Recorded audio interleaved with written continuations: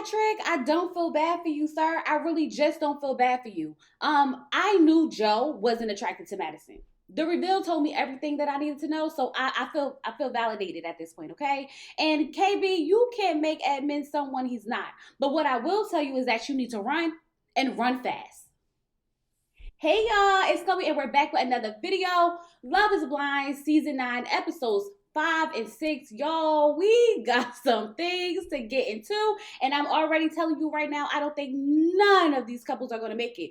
But before we go ahead and get into all the things, if this is your first time here, sit back, relax, and watch the video through. And if you like what you see and you like what you hear, go ahead and hit that subscribe button. If you are one of my lovely members or subscribers, hey y'all, how y'all doing? I'm doing okay. I'm doing well. It's Sunday, and I'm ready to get into Love is Blind, so let's go ahead and get into it. So we pick up exactly where we left off, right? Breeden is telling Annie, like, it's me and you.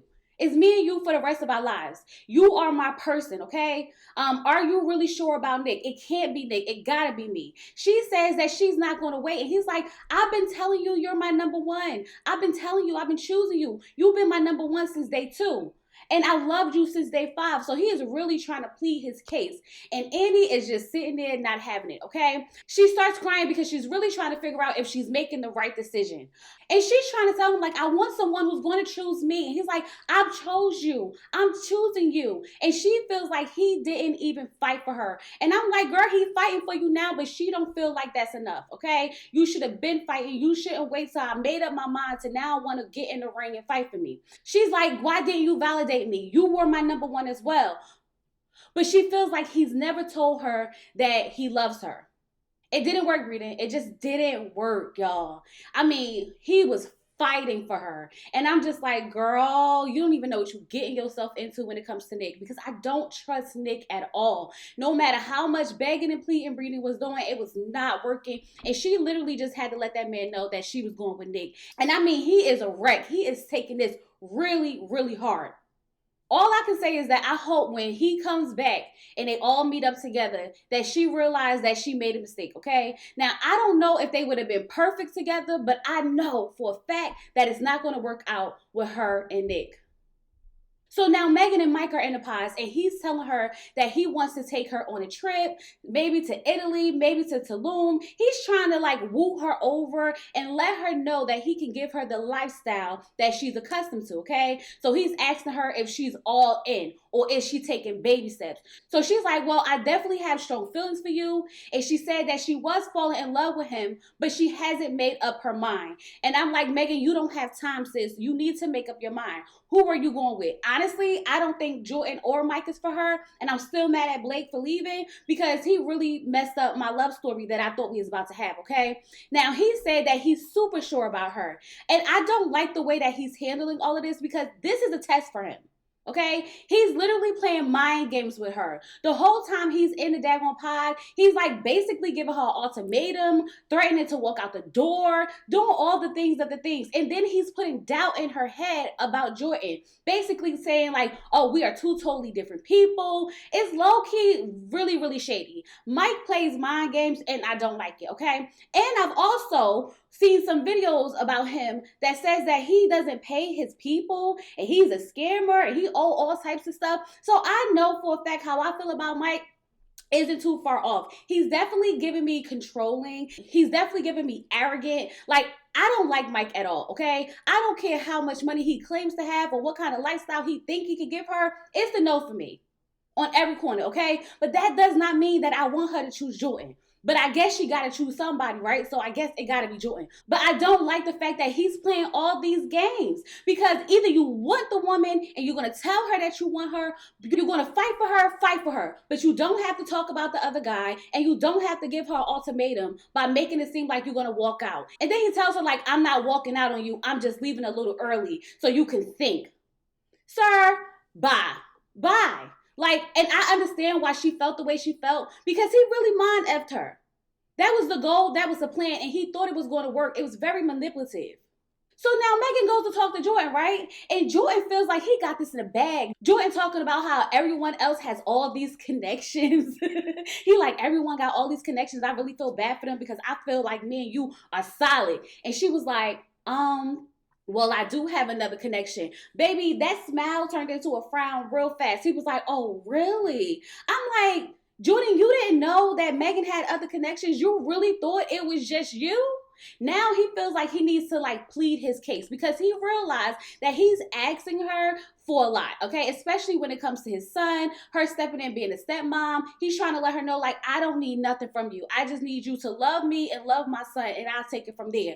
Now, listen, by no means am I saying that Jordan is a bad guy, okay? I'm not saying that. But what I'm saying is, I don't think that he's on Megan's level. And I always feel like when women date men, they need to be on the same level or the man needs to be a little bit higher, okay? And in this case, Jordan is not there. He said it himself. He said that she's well off, and that's good because he doesn't think that he can support another person. Child, but yet and still, he's on Love is Blind looking for his woman.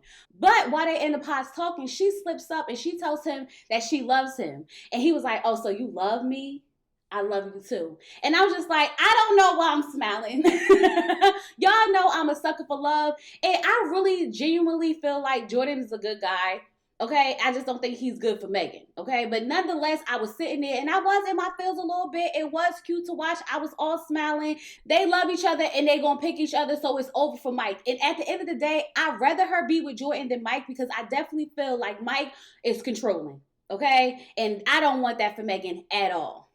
So now it's time for Nick to go in there and ask Annie to marry him. And of course he does. And she says, yes, I don't trust Nick. I just don't trust Nick. I'm not happy about it. I really wish you would have made a different choice. But we here now, okay? So we just gonna have to see how much of an asshole Nick really is because I really think he's one. I really do. I'm just saying, okay? So now after Nick done proposed to Annie and she said yes, he runs into the men's quarter and he's like, I'm getting married. And everyone's like, I said, that's how I felt. I felt just like that too. So everyone's like, well, congratulations, giving him a hand five and everything. And Breeden is just sitting there looking sad, okay? He's like, oh, I didn't know he was in here because if he was in here, I wouldn't have did that. Nick, where did you think he was going to be? Where did you think he was going to be? All of y'all in the same room. Where did you think he was going to be? He's like, oh, I thought he left already. Why? Why? Edmond, y'all. Edmond starts crying like, I can't even look at you, Breeden. I can't even look at you because you're hurt. You're hurt. I just can't even look at. I'm saying like, calm down. Calm down. Why are you doing all of this? Child, Edmond gives me anxiety, okay? Because the unnecessary bursting out in tears is way too much for me. So now it's time for Patrick and Casey's reveal, right? Now, listen, they came out, they seem very happy, they share a kiss, everything seems fine, all right? They trying to find a place to propose. It's given very awkward. And I'm not going to lie, they spent a lot of time on this reveal. We went from him trying to find a place to propose to her to actually proposing to her. She's saying yes, they keep kissing, they keep hugging and all the things of the things. He's super excited. She says she likes him. He's handsome and all the things of the things. And I'm like, no. Something's off. Something's off because this was awkward. I don't know if it was because at some points they stopped the music or whatever, but I wasn't feeling it. I wasn't feeling it at all. And she kept kissing him and kept hugging him. And I'm like, am I buying this? I'm not buying it. I definitely wasn't buying it, okay? I don't care how much she tried to sell it and kiss him and hug him and all the things and the things. I see you, Casey, and I know you a scammer and I don't trust you at all. So now Megan decides that she finally going to tell Mike that it's over, okay? She needs to go with her gut. She's always choosing with her mind, and her gut is telling her to go with Nick. And I'm sitting here like, girl, I will go home. I think I think you should go home. Your gut is steering you wrong either way at this point, okay? But he tells her, you're making a big mistake playing the mind games that he always plays to make himself seem like he's better. Definitely still trying to get in her head. And it didn't work, okay? Because she's still standing firm on choosing Jordan. So, of course, Jordan asks her to marry him. And, of course, she says yes. So, Annie and Nick reveal nice, sweet, subtle. They come out, they hug, they kiss. Really cute, right? She definitely hates his haircut. She said she felt like he was going to have more hair or whatever the case may be. But other than that, she's saying that he is perfect. He's also extremely happy. Nick and Annie, I can't quite put my finger on it yet. Okay, I can't quite put my finger on what I think is happening, but y'all know how I feel about Nick. Y'all know how I feel about Nick. So we gonna have to circle back, okay? Now it's time for Megan and Jordan's reveal. Now let me tell you something. Jordan said that he's been drafted to the big league, so he had to put on his best outfit because he's with a bougie girl now. See what I mean? He's gonna always try to have to live up to her standard instead of just being who he is. It's not gonna work. It's not gonna work, okay? I don't know though, because I was happy when they saw each other and they hugged each other. And I might regret saying this. I probably will regret saying this, but I liked it. I don't know why Megan and Jordan is the only couple that's been low-key giving me some type of feels this episode, but I really enjoy seeing them together, okay? They couldn't stop touching each other. They couldn't stop kissing each other. He finally tells her that he has all these tattoos. She loves them. She wants to see them. She said that he is handsome. Of course, he thinks that she is beautiful. So far, everything seems to be going so good. But I still feel like she's wondering what Mike looked like. Okay, she was so relieved that he was handsome, but I still think that she's wondering, what does Mike look like? So now we are heading into episode 5, right? And we get Casey. Now, Casey is just sitting there looking all sad. And the only thing she can say is that Patrick deserves better than her. What exactly is better than you, Casey? What exactly is better than you? She keeps talking about how she loves him and she's so happy, but he deserves better than her. She tells him that she can't do this, okay? She's making it seem like, oh, it's the cameras, it's the show, it's too much. She's making it seem like she doesn't want to go to Mexico or wherever they going on their honeymoons, and that's not the case at all. Just be honest with him, girl. You don't like him. You're not attracted to him. Maybe it's because he's Asian. Maybe because you think he's ugly. I don't know what it is, but you don't want him. And instead of being honest, she's making it seem like, oh, I just can't do this. I just need to go home. And he's like, okay, so I'll see you at home. Did y'all not hear how she snuck in that? No, you won't. No, you won't. And she's like, so I don't know how I'm going to get your number. What do you mean? Give him your number. It's literally that easy. If you want the man to have your number, you could give it to him. He like, well, we could exchange Instagrams. And Patrick, you're delusional. You're delusional. He's still sitting there thinking that they have something, that they really about to go back home and build some type of life together. Like, are you not picking up what she's putting down? And I can see how it can be confusing, right? Because she's gaslighting him. She's literally going over to him, jumping on him, hugging on him, kissing on him, telling him how he's amazing and she loves him and everything like that. And I'm sitting here like, what in the actual hell? What is in the water in Denver? Because whatever it is, please don't bring us to North Carolina because the people are crazy. And he still can't seem to wrap his head around the fact that you and her are over, sir. You and her are over. She's going back home to her boyfriend, the one who told her to sign up for the show. Remember? Oh, okay. So we get a clip 45 minutes earlier where she said that she's not attracted to him and she doesn't think the attraction can grow or even get that far. Just like I said, she don't like that man.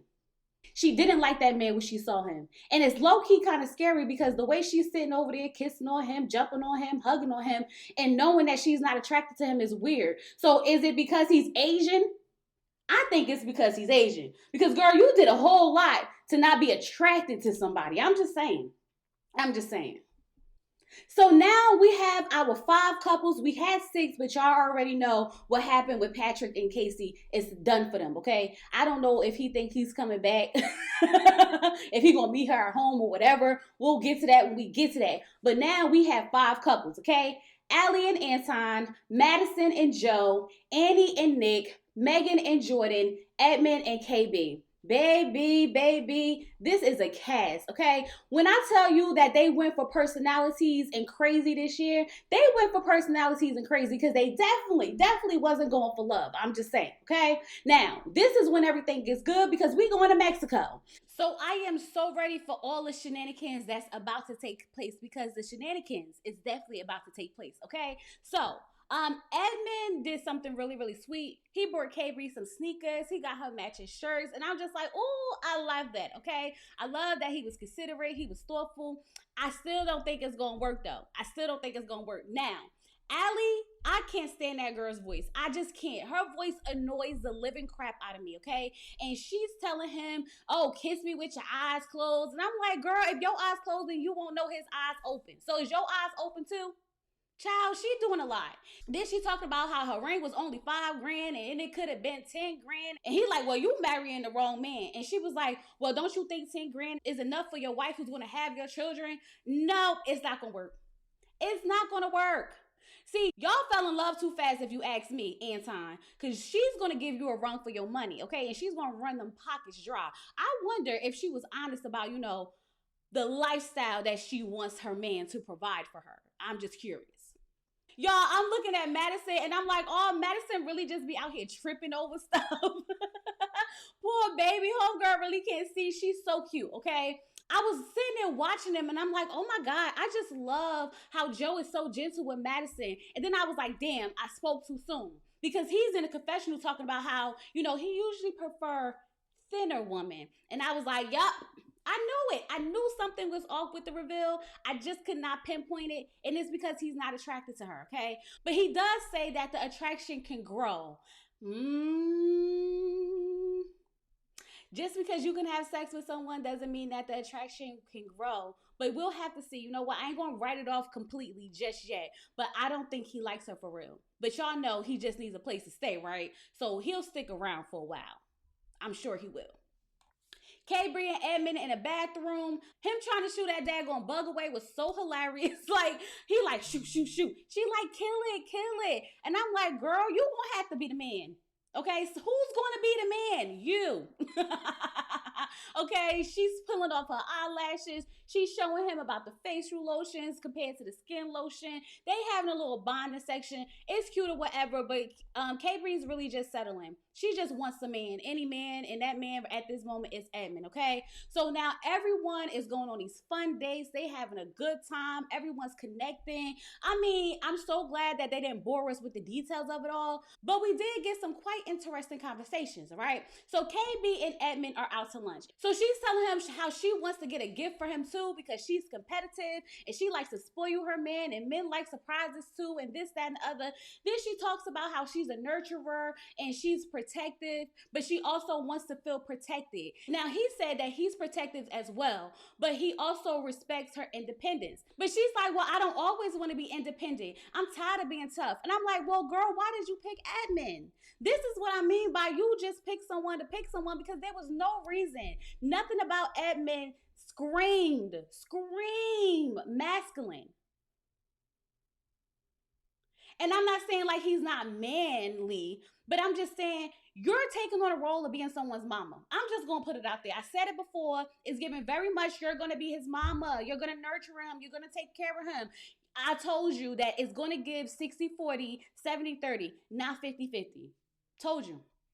So now she's sitting there and she's making up scenarios because she want to see if he's going to be manly enough to step in and protect her. She's like, so what if we out and a big buff guy come up to me and he grabs me and he's like, well, I'm just going to tell him like, stop.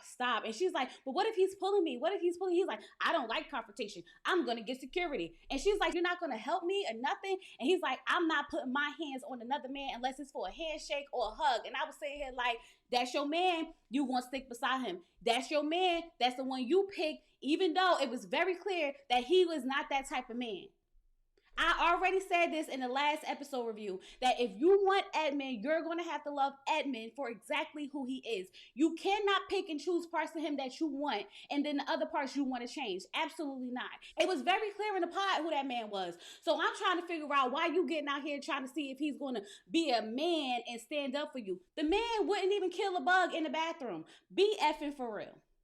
Edmond tells her, like, I don't care what you could say. You could call me a pussy or whatever. And she's like, I would never say you were that, okay? And he said, I'm not going to scoop down to that level because I know I'm better than most of the men. So now she's like, and who are the men? He's like, everyone. She's like, stop comparing yourself to other men. And I'm like, you telling him to stop comparing himself to other men, but you also giving him a scenario about fighting other men. It makes perfect sense in that conversation. Oh, she got her work cut out for her. That's all I got to say.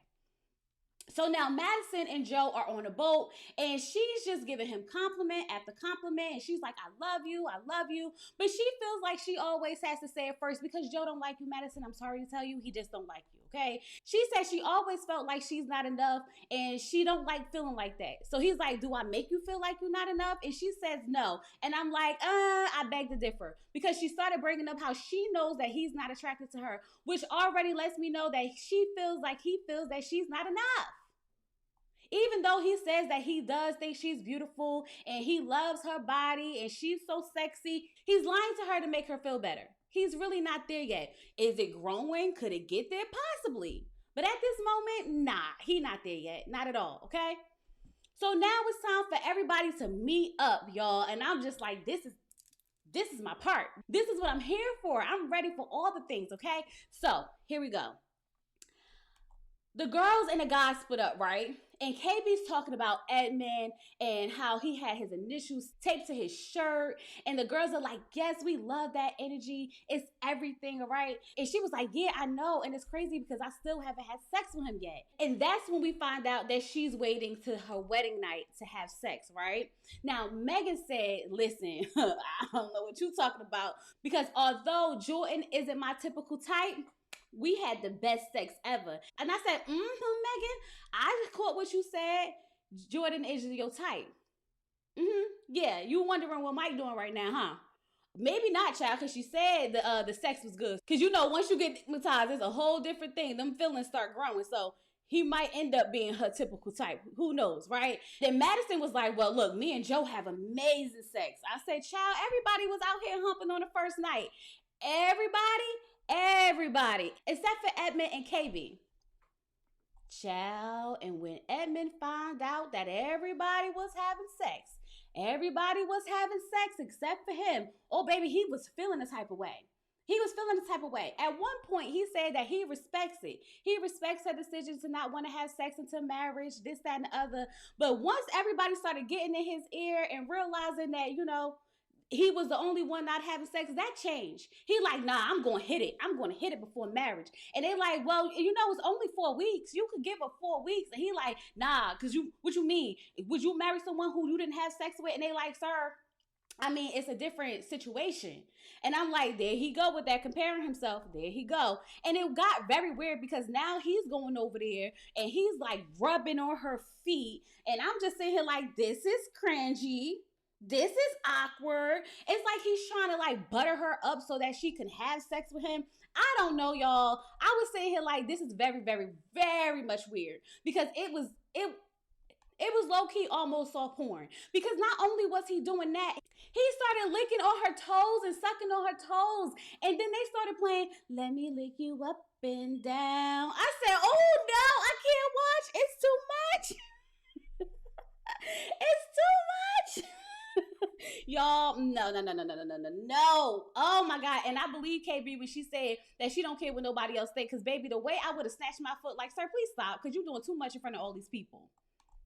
So then Annie comes over there and sits down and he decides to tell Annie how distraught Brandon was and how he was all crying for him because he was so hurt. But ultimately, he feels like she made the right decision when it came to Nick. And I'm like, Edmond, you doing too much. Because he literally was like trying to tell that girl how hurt that man was. Like she not here with another man. Just to turn around and say, I think you made the right choice. Boy, go away. He's exhausting. Y'all, he exhausted me in this scene so bad, okay? But that's not the only person who exhausts me. Joe exhausts me. Jordan exhausts me. Them two are super drunk, okay? Super, super drunk. But Joe acts like a child when he is drunk, okay? He is just doing the most, making noises. I mean, him and Jordan might as well be lovers at this point. The way they sitting over there, basically want to be up under each other more than anything. Megan straight up told Jordan, you're being annoying. You're being annoying and I need you to stop. He like, you need me to stop? Yes, you're doing too much. Megan's trying to talk to Joe, but Joe want to talk to Jordan. Child, he was drunk as hell. She's feeling neglected, okay? Because he wants to chill and hang out with everyone but her. He don't like you, girl. He don't like you. He don't want to hang out with you for real. And when they did go off to like try to like settle down a little bit to talk or whatever, he decided that he need to go take a nap because that man is super, super drunk. And she's like, you want me to come with you? And he's like, no, no, no, stay, stay, stay. And she was like, well, no, I'm here for you. He's like, it's okay, just stay. He don't want that girl to come with him. He would need to go and lay down. The man is super drunk. Super, super drunk. So when Megan goes back to the room to check on him, she was like, Joe, he was like, holy shit, what the fuck? Jesus Christ. That man said, who the fuck is this? Who in the world is this woman in here? Child, he do not like that girl at all. The way he jumped up scared is hilarious to me. And I'm just sitting here like, what is going on? Because he don't remember the pool party. He's trying to figure out what she got on, all the things are the things. The man is still drunk, clearly. And he was asleep. And she startled him. But she started doing too much. Way too much. Because she's like, what's wrong with you? What's wrong with you? I'm like, he's drunk as hell and he's tired. Leave him alone. She want to go get him water. Want to go get him medicine. Keep asking him questions. This, that, and other. Have you ever been hungover before? And I don't think he really got to sleep off the drunkenness. So he really was still feeling it. So he's just like groggy talking to her. She's like, what is wrong with you? Are you okay? She's walking into the bathroom crying and this, that, and the other. See, this had nothing to do with the fact that that man was still drunk and sleep and all the things. It's her realizing that he does not like her. She started acting like that because she's realizing that he does not like her. But she annoyed the living hell out of me, okay? He even got up like, Dad, I was just waking up. I'm just waking up. Child. Madison, girl, pull yourself together. You did way too much. You know that man was drunk. You know that man was asleep. You just realized that he don't like you for real. Mm-hmm. And a part of me felt like he was going to slip up and say it because he was drunk. I ain't going to hold you. So now KB and Edmond are back at their room and they sitting there talking about which couples they think will actually get married and this, that, and the other. You know, just having cute little conversations. So then he's like, so do you think that we would be the best couple? Do you think it would be us? Like if people, I would think everybody would think that we the best couple. And I'm like, why? Why would you think that?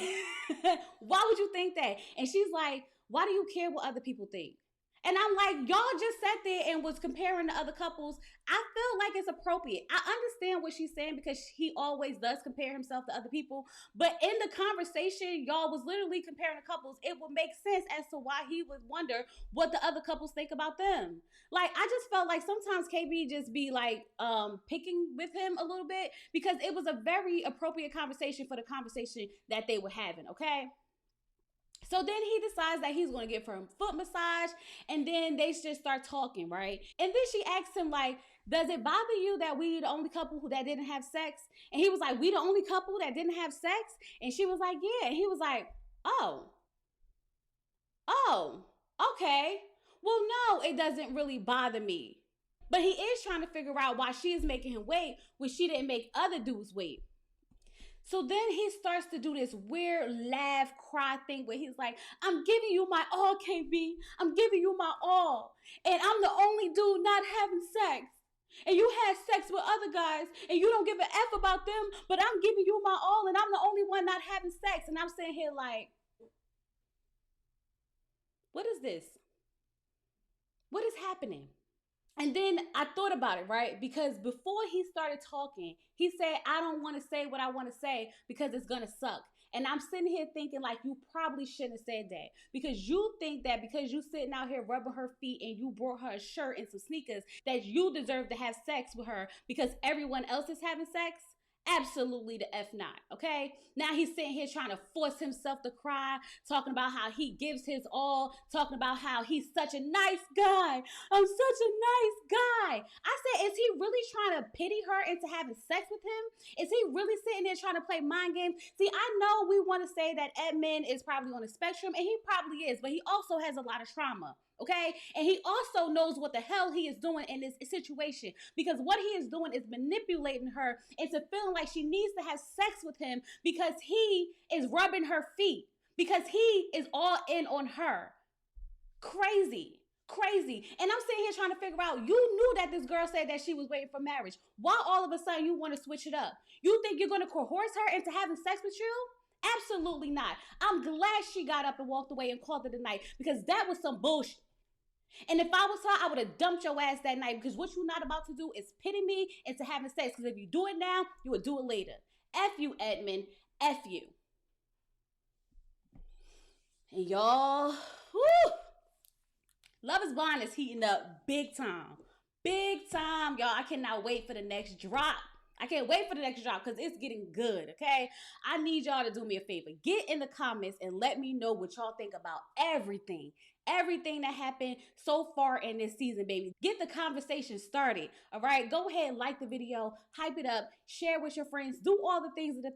And don't forget to subscribe to the channel. Go ahead and hit that subscribe button. And I'll talk to you guys later. Peace.